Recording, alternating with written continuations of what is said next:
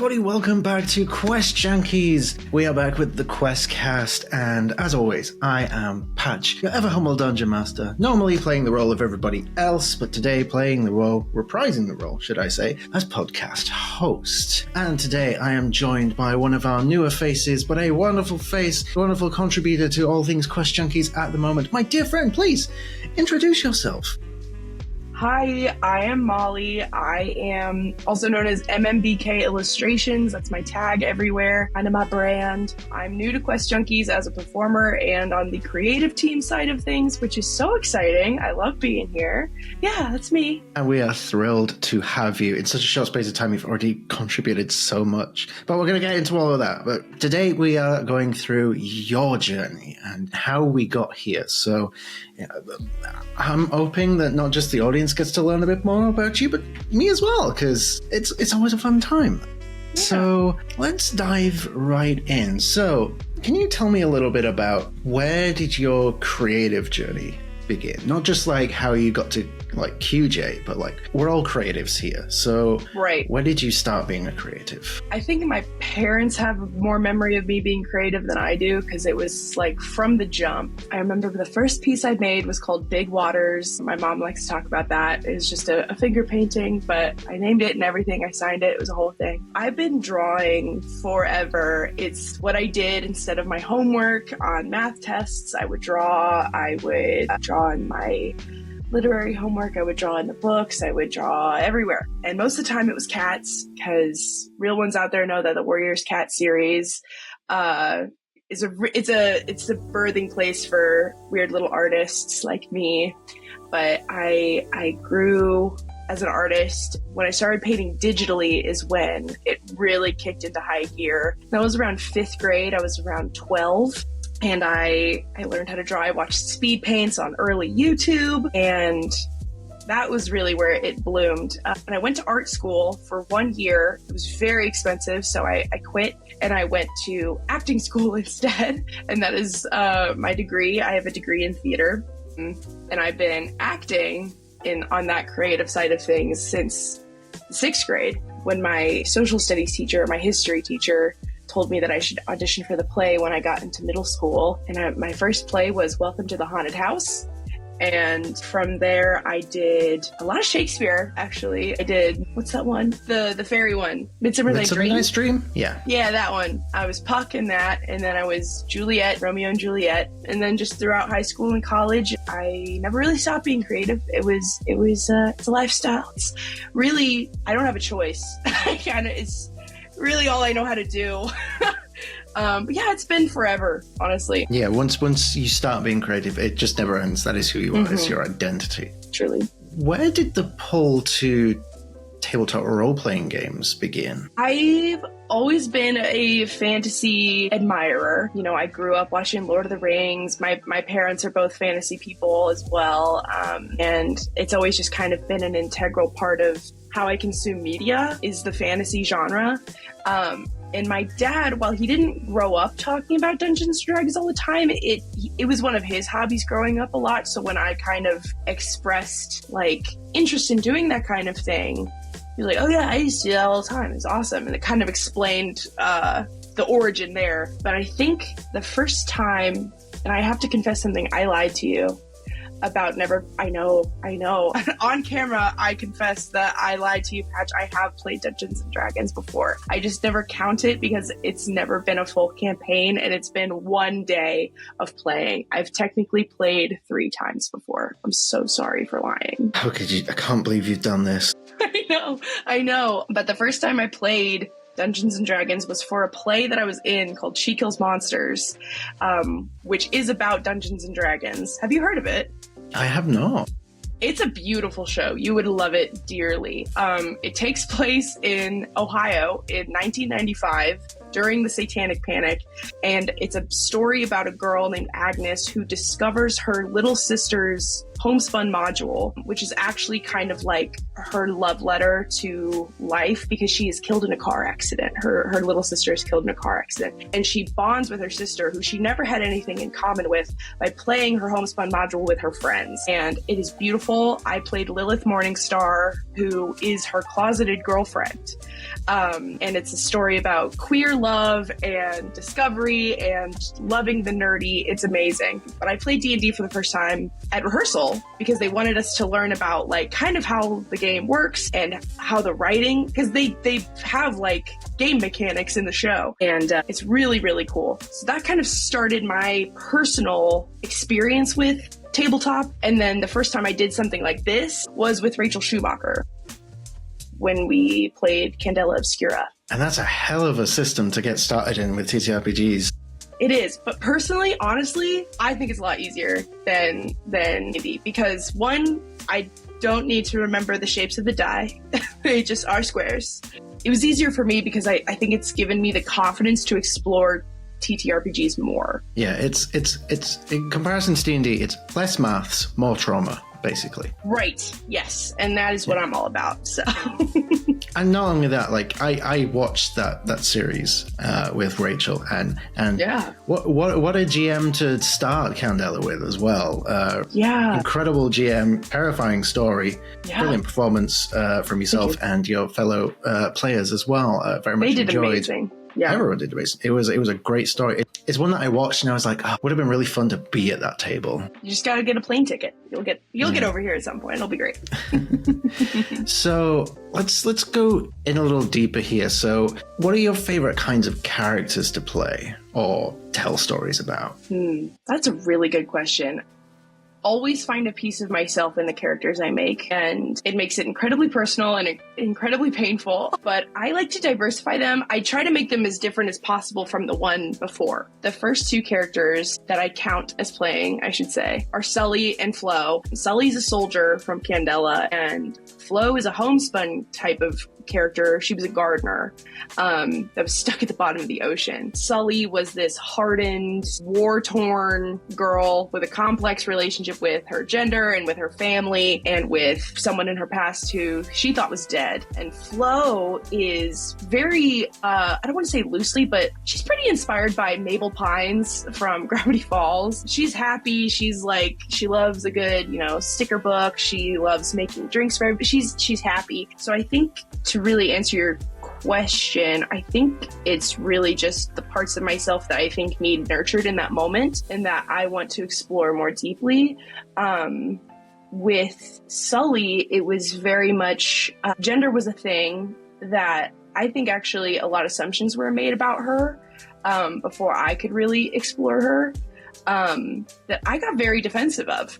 Someone described her in Rachel's community as like this big butch lesbian because she had short hair, she has muscles, she's got a gun, I was like, no, which honestly was very, I don't want to say triggering because I didn't like, but it was a little bit because in my past, and I'm sure a lot of artsy fartsy girls can relate to this. I cut my hair real short in like 8th grade and everyone's like, you like girls. I had a guy dump me because I cut my hair short and he was like, you're a lesbian. And I was like, you don't get to decide that. And so like, that was when discovering and learning more about Sully, I was like, you don't get to decide that. You don't get to decide my path, that kind of thing. And Flo, her relationship with her brother was very important. And Thomas, who plays Charlie in The Circle of Decaying Light, he was kind of a stand-in brother, and there was a very complex relationship there. I think there's not like a archetype that I play. Like, I'm not always like a wizard, for example, or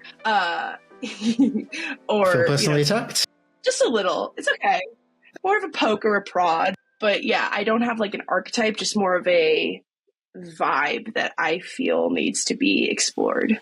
Have there been any moments where one of these characters has evolved perhaps in a way you didn't expect? Yes. positively for the narrative and sometimes a little bitter on my end with no harshness towards my fellow players. But there are times where I was like, why do you think this about me? You know, in season 1 specifically, season 1 being the Circle of the Tipping Hourglass with Sully, they assumed she was a criminal, and that she was a bad person. They made a big jump to her being a soldier to being a murderer. And while she did kill people, she was in the war.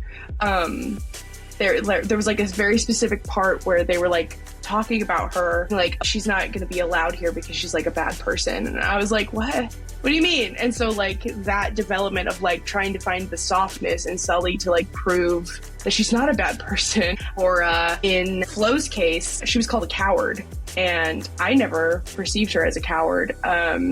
Because I think softness is very brave in the face of adversity. And of course, it wasn't Thomas and Jason and Nate thinking that Molly's a coward. It's their characters interpreting, you know, living on this ship undersea for 5 years, you know. She's the soft one. She's she's the youngest. She's the gardener. She's not doing anything violent. She's, you know, she's nervous. She's got a lot of things about her. But being called a coward made me bitter. And it made Florence very bitter. Like I almost like cussed people out. Like it was, I made a choice early on that because Sully was a soldier who cussed like a sailor, but would not swear. And there's very specific moments. It makes the swearing very poignant when Flo does it. And there is a point where she does. And it's unintentional on my part, but I think it's very poignant narratively that is the time that she swears. So yeah, that's a really long-winded answer, but I think that answers your question. It definitely answers my question. Yes, thank you.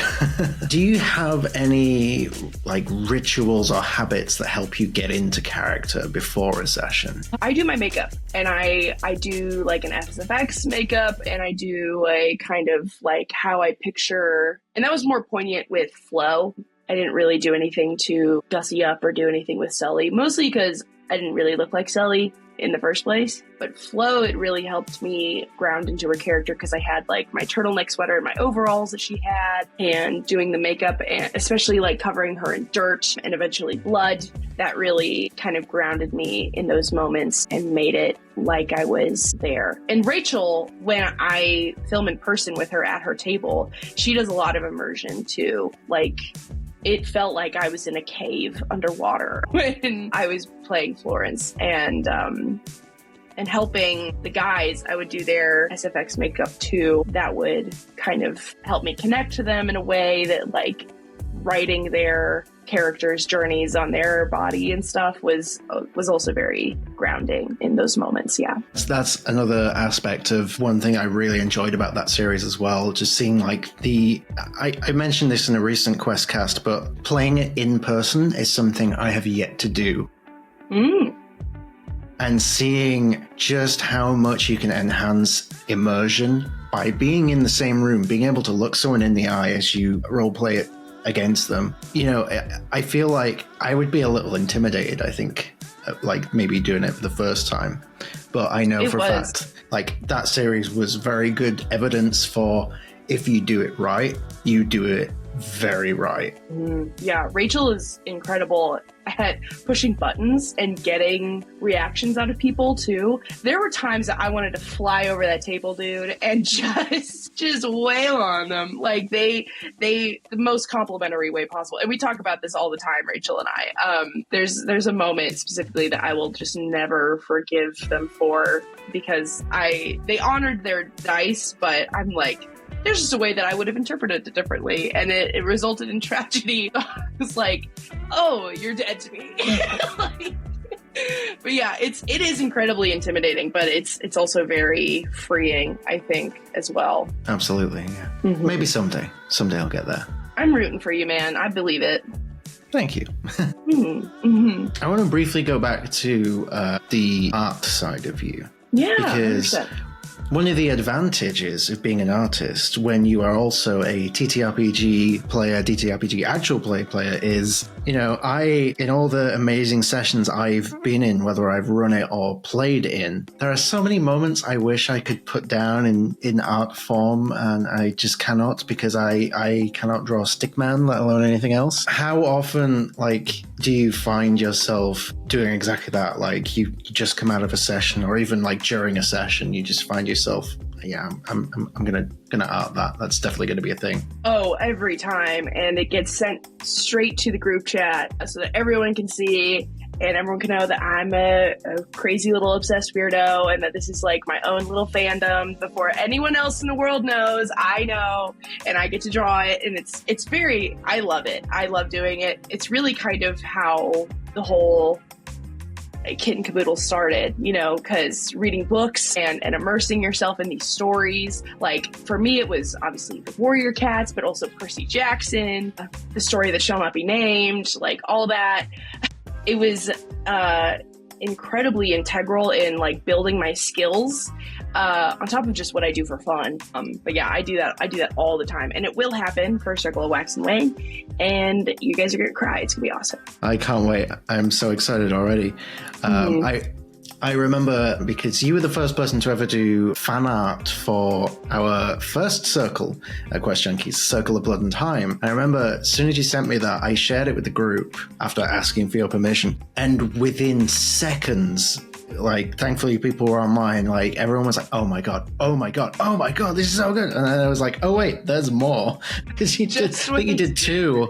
And those are great examples of when I just am so sucked into something, I'm like, this needs to be arted now or I'm gonna explode. The scene with Cordelia and Ree's character, I'm sorry, and Dr. Jenkins. Dr. Jenkins and Mr.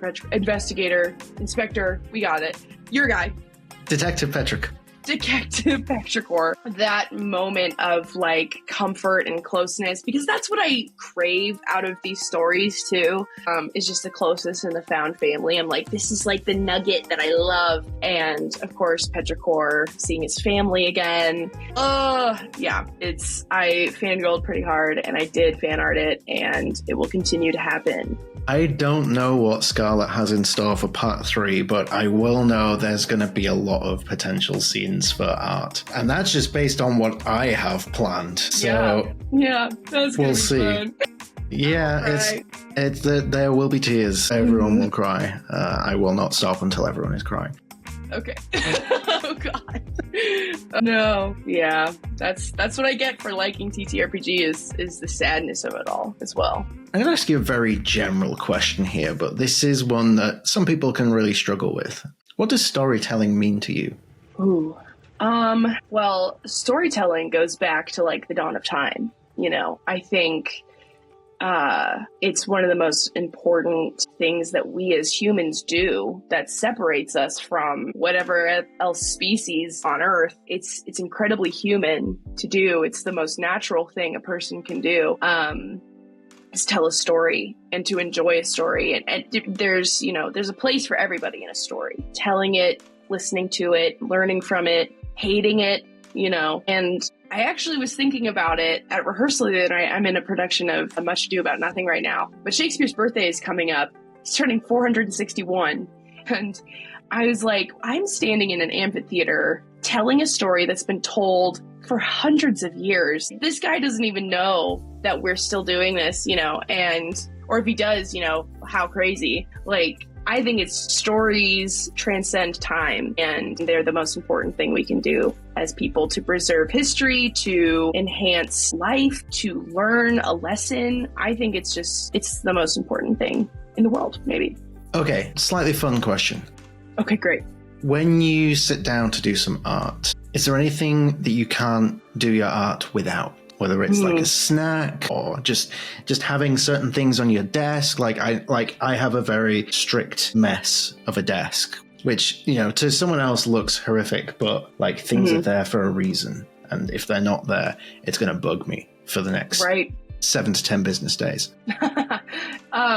Yeah, I think I'm way more of a goblin about art. I really like, if you were to see my desk right now, there's no system whatsoever. It is chaotic, but I have hundreds of these just in a mug on a table that I don't use. This isn't my art desk. There's 2 easels back there. We don't use them.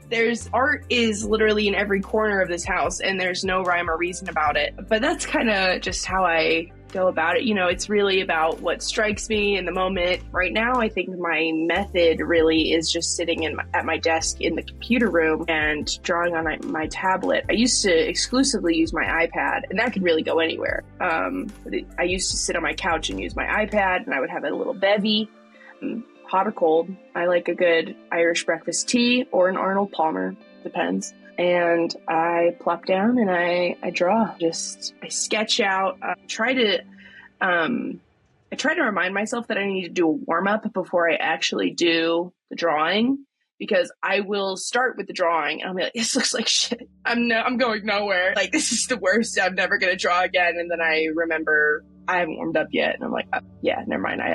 If I do that, then it'll be fine. But yeah, it's really just chaos every time. Valid, totally valid. So I think it's time we get into our new segment for this season of the QuestCast. It's time for a lightning round. So I'm going to ask you a series of questions. I may or may not ask every question in this. We'll see how we go. Feel free to come up with whatever the first thing that comes up. Go with that. Or not. Entirely up to you. It's just called a lightning round. I will ask questions and we'll see what your brain says. And maybe we'll have to ask a follow-up question of why. What did you mean when you said that? Yeah, gotcha. Okay. I'm ready. Dice Goblin or Dice Minimalist? Dice Minimalist. Okay. That might be the first time we've had that answer. I know. Explain your reasoning. Immediately follow up. Well, How dare you? I do have multiple sets of dice, and I married a dice goblin, so I don't need more. But I got a very special bunch of dice that are made out of crystals. They're gorgeous. They are literally beautiful. They're translucent. It is a crystal, and I think I just got the jackpot with these. They roll very well. I am typically someone who does not roll well at all. I have ass rolls. But those are really nice dice. So I got what I got. I don't really need to buy more. My husband buys them all the time. So if I need more, I know who to go to. All right, I'll allow it just because I like your husband. So yeah, yeah. You have reason to. It's fine. It's not nepotism or anything. Okay, next question. Yes. Favorite one-liner you've either delivered or heard in character? Okay, delivered by my friend Reese in Circle of the Tipping Hourglass. He was, what are they called? Unabridged. He was playing an unabridged character, and he erased Naomi in the Fourth Pharaohs. He absorbed her essence and dissolved her, and I am totally the wording was incredible, and it dropped my jaw. But he basically was like, I wonder what your worst fear is. I imagine it's to be forgotten, and now you will never be remembered. It was insane. It was so good. Reese did an amazing job. 10 out of 10, Reese. Cold as ice. Gotta so love cold. It was awesome. All right, bouncing off of cold. Do you have a voice that always makes everyone break character? I don't have one yet. I'll say that. But I was voted most likely to be a voice actor at summer camp one time because I have crazy voices. I just have a repertoire of weird voices. I think the weirdest one I have in my drawer is a character from Star Kid. It's an impression of a character from Star Kid named Buggette, and she sounds like, Bug! I was wondering maybe later you could come over to my place. Yeah, she sounds like that. She sounds crazy. I think the craziest voice I have planned right now is Dermot the Skunk for our Cottage Core Critters. Yeah. I'm so excited for that. Me too. Yeah. I'm so excited to play Dermot. He's so cute. I haven't decided what I'm going to do vocally for that yet, but we'll see. We'll see. It'll be a good time.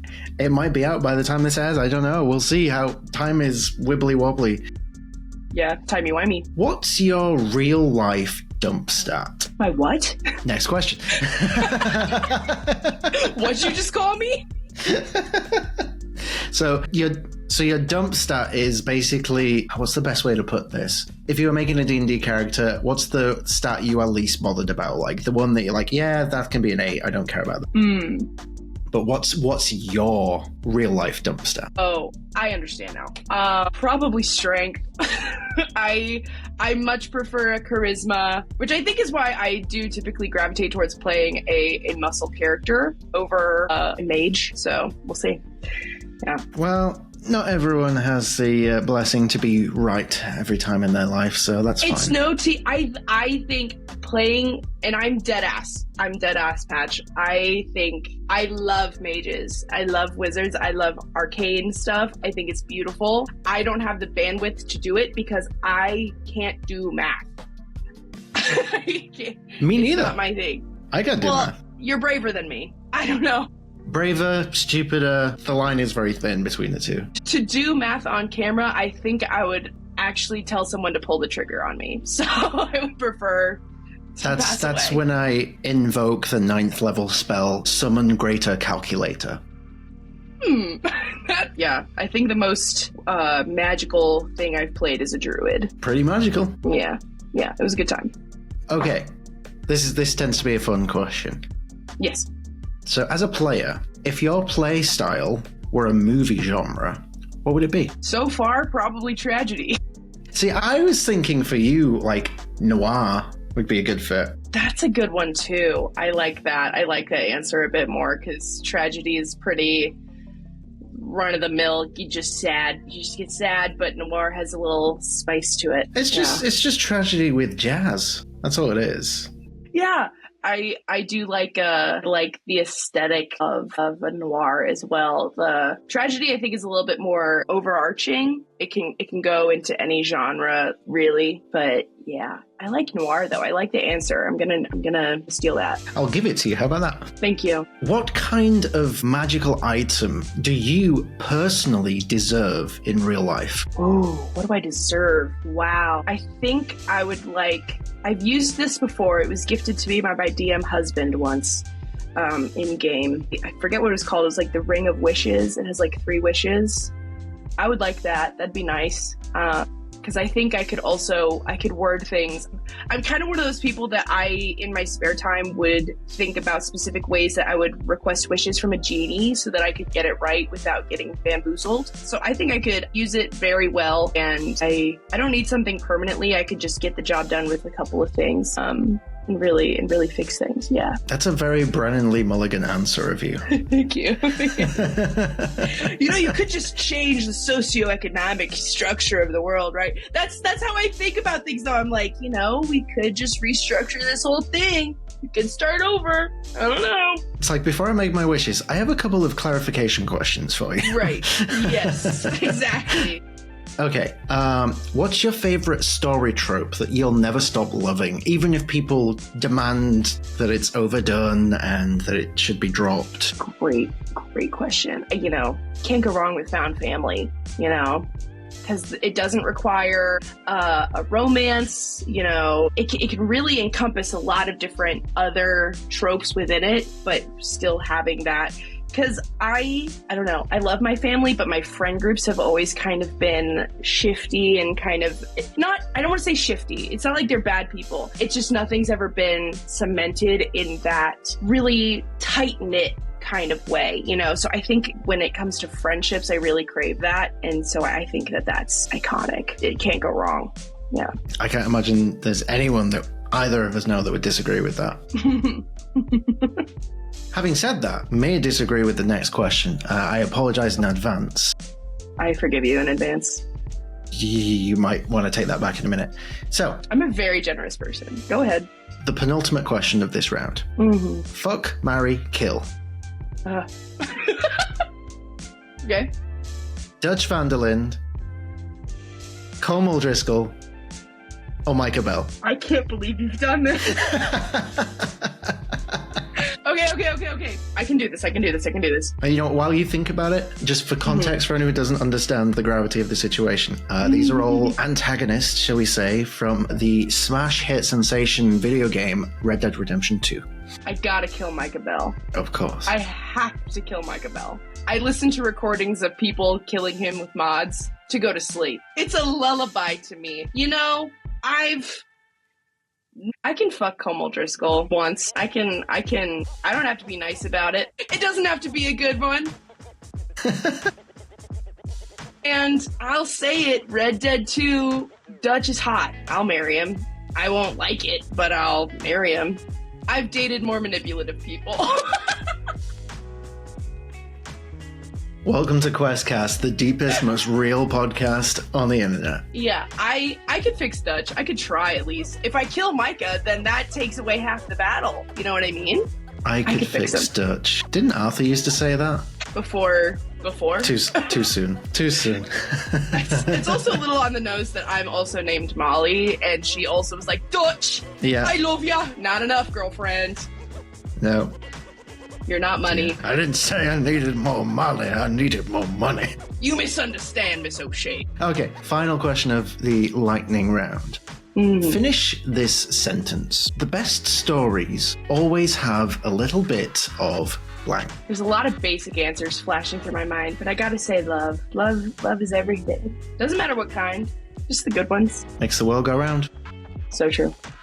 All right, well, congratulations. You made it through the lightning round. Thank you so much. There is no scoring system, so I'm not sure why congratulations are in order, but there you go. I think I won. I think it was a win. You did okay. Thank you. So, we have a couple more questions before we wrap up tonight. Yeah. We've looked at the past, we've looked at the present. Let's look ahead to the future. What are you most excited about in the upcoming or current projects that you're involved in? I'm just excited to be here, man. The wave of excitement and honor and gratitude that hits me like a tsunami every time I get a little DM for you being like, psst. It's so nice. I am thrilled to be in Wax and Wane. I think knowing how deep our roots have grown as a group, just in that little group chat, it will be a testament to our campaign. It'll be huge. It'll be amazing. But I love trying new things. Doing the Triangle Agency with Sky was good.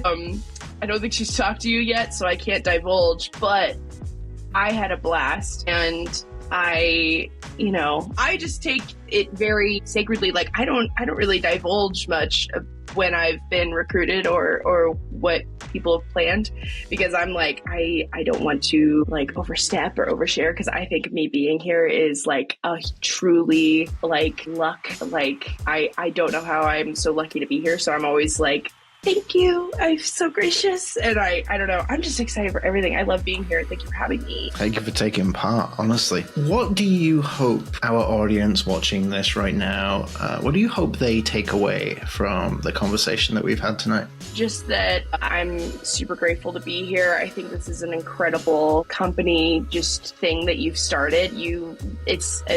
The fact that I'm here and I've had my own journey, and everyone that's been on QuestCast has had their own journey to end up here, really goes to show how far you worked to get Quest Junkies to where it is, and like how much it's bloomed. It's insane how, we're really here, aren't we? It's really awesome. It's just really cool. So I think people, watching should just know how hard, you work, and how much work is put into Quest Junkies. Yeah. It's very kind of you to say. Anytime. So last question, and I would say the most important question of the night. Yes. Where can our wonderful audience find and support you with your creative endeavors?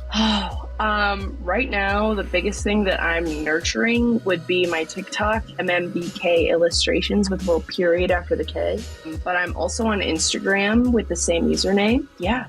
I have a website, mmbkillustrations.card.co. Yeah, I'm all over. I really lucked out with that name, because it's really the thing that pops up with MMBK Illustrations. So, yeah, that's me. Well, thank you so much for agreeing to take part in the QuestCast. It's been an absolute pleasure having you join me for it. Thank you for having me, Patch. Yeah, and I'm really excited for our audience to get to see you in upcoming productions on Quest Junkies, The Circle of Wax and Wayne, plus other things that may or may not have been announced. I don't know yet. I don't know when this is coming out. Like, it's April at the moment. I don't know. So we'll see. Hard to say. There may be things, but yeah, thank you everyone for tuning in tonight. Check the links in the description below for all the links for everything Quest Junkies, for everything MMBK illustrations, and yeah, thank you everyone. All the love to you at home, and I guess if there's anything else left to say, keep questing, QJs. Good night.